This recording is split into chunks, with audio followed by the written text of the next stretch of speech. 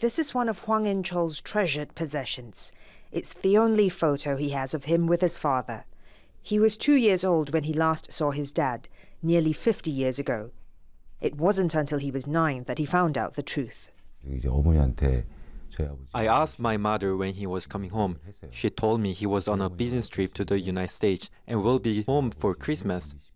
I believed her and waited and waited.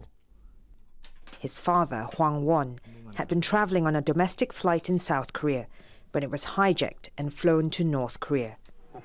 The incident sparked an international outcry. North Korea eventually returned most of those on board the flight, but refused to allow 11 others to leave, including Hwang's father.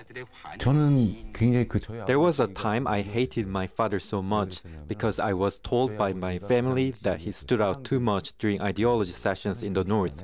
He would argue with the authorities, and that's why he wasn't sent back.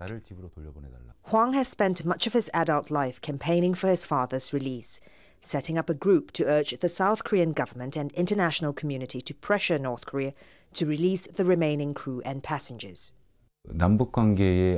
Whenever tensions around the Korean Peninsula intensified, my father's case was pushed aside. Whenever there were any issues between the Koreas, our story became the least priority. It's a tragedy my family has had to carry. And security concerns on the peninsula have deepened this year. In September, North Korea tested a hydrogen bomb. Weapons experts also say North Korean scientists appear to have made rapid progress with each missile test and could possibly combine nuclear and ballistic missile capabilities by next year. Hwang realizes these developments will make a reunion more unlikely, but he's certain his dad still yearns for home. He tried to defect in 2013. I heard that the rest of the people in his group who made the same attempt were all executed. Then in March 2016, I heard he was living in Pyeongseong, but was told last December that the surveillance was too strong for anyone to approach him.